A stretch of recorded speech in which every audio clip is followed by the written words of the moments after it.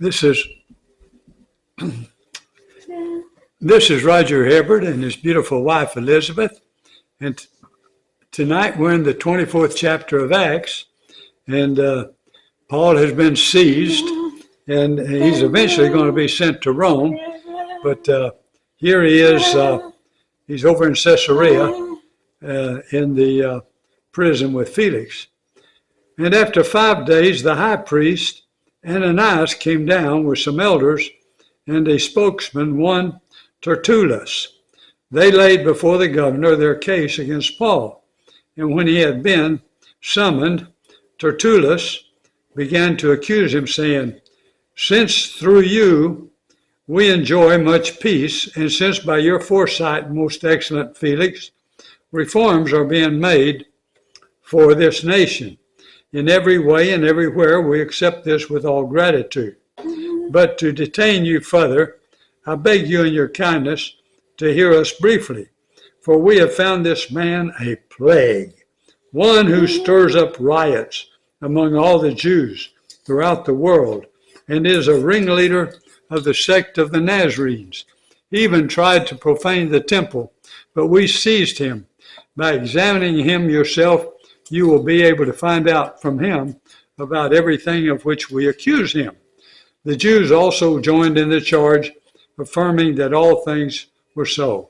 And when the governor had nodded to him to speak, Paul replied, "Knowing that for many years you have been a judge over this nation, I cheerfully make my defense. You can verify that it is not more than 12 days since I went up to worship in Jerusalem, and they did not find me disputing with anyone or stirring up a crowd, either in the temple or in the synagogues or in the city. Neither can they prove to you what they now bring up against me.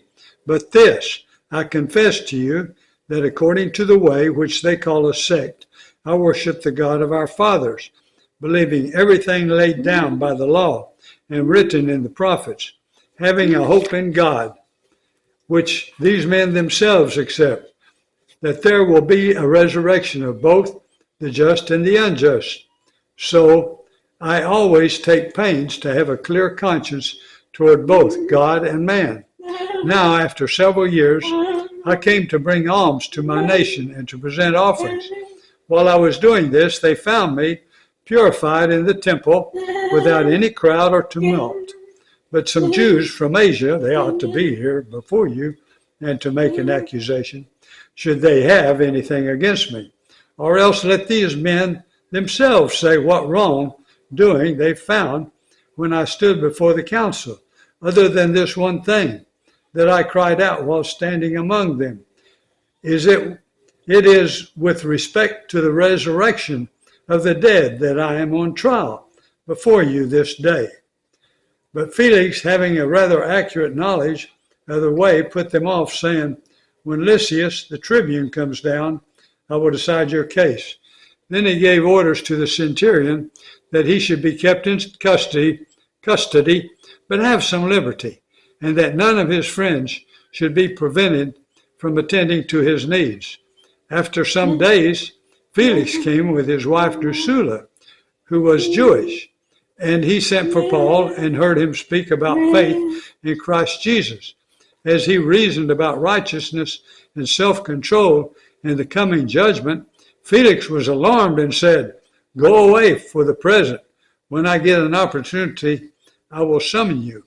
At the same time, he hoped that money would be given him by Paul, so he sent for him often and conversed with him.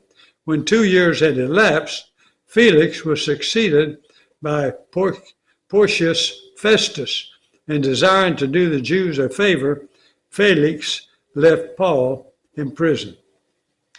All right.